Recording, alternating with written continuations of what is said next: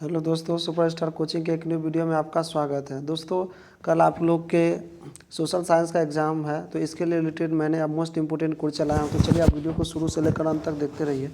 इस वीडियो के माध्यम से आपके बहुत सारे ऑब्जेक्टिव बोर्ड एग्जाम में क्लियर होंगे। तो चलिए दोस्तों, पहला सवाल आपके पढ़ते हैं।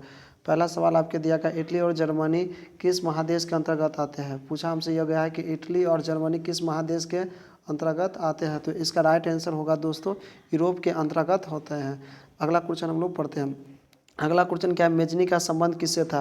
तो याद रखिए, मेजनी का संबंध जो था वह कार्बोनरी से था। तो इसका राइट आंसर क्या हो जाएगा, बी हो जाएगा। अब अगला क्वेश्चन पे हम लोग ध्यान देते हैं। अगला क्वेश्चन हमसे यह पूछा है कि गैरीबाल्डी पेशे से क्या था। तो याद रखिए दोस्तों, गैरीबाल्डी जो पेशे से एक प्रकार का क्या था, नाविक था, यानी नाव चलाने वाला व्यक्ति था। फिर नेक्स्ट क्वेश्चन की ओर हम लोग चलते हैं।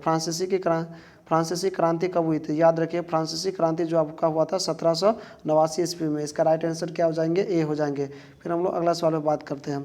अगला सवाल हमसे यह पूछा गया है कि कार्ल मार्कस का जन्म कब हुआ था। तो कार्ल मार्कस का जो जन्म हुआ था 1818 ईस्वी में इसका जन्म होता है कार्ल मार्कस का। ठीक है, याद रखें। और कार्ल मार्कस कहाँ का रहने वाला था, तो कोई पूछेगा तो याद रखिए, कार्ल मार्कस जो था वह जर्मनी का रहने वाला था। इस बात को भी आप याद रखेंगे। फिर हम लोग अगला क्वेश्चन पे बात करते हैं।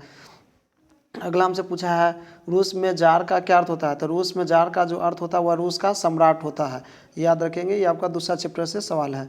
अगला फिर हम लोग पढ़ते हैं। अगला सवाल हमसे क्या कहा गया, किस पुस्तक को समाजवादियों का बाइबिल कहा जाता है। तो उस पुस्तक का नाम है दास कैपिटल। क्या है, और पूछेगा गुटेनबर्ग ने सर्वप्रथम किस पुस्तक की छपाई की थी। तो याद रखेंगे, बाइबिल का। किसको, बाइबिल की छपाई किया था। और किस पुस्तक को समाजवादी का बाइबिल कहा जाता है, तो दास कैपिटल को। अगला हमसे क्वेश्चन पूछा क्या था, वियतनाम की राजधानी कहाँ है। तो याद रखिए दोस्तों, वियतनाम की जो राजधानी है उसका नाम है हनोई। इसका राइट आंसर ए हो जाएगा। लेकिन अगर हम लोग पूछता हंगरी की राजधानी कहाँ है, तो बुडापेस्ट हो जाता। ठीक है ना। आप अगला क्वेश्चन की ओर ध्यान देते हैं। फिर हमसे अगला सवाल पूछा है, जिनेवा समझौता कब हुआ था। तो जिनेवा समझौता जो हुआ था वह 1954 ईस्वी में हुआ था। इस बात को याद रखेंगे दोस्तों भी। जिनेवा समझौता कब हुआ था, तो 1954 ईस्वी में हुआ था। फिर अगला क्वेश्चन हम लोग पढ़ते हैं। अमृत बाजार पत्रिका के संपादक कौन थे। तो अमृत बाजार पत्रिका के जो संपादक थे, ये याद रखेंगे, इसके जो राइट आंसर हो जाएगा मोतीलाल घोष। तो इसका राइट आंसर क्या हो जाएंगे, बी हो जाएंगे। तो ये उम्मीद करता हूँ दोस्तों आपके 10 तक ऑब्जेक्टिव समझ गए होंगे। फिर मिलेंगे नेक्स्ट वीडियो में, तब तक के लिए जय हिंद।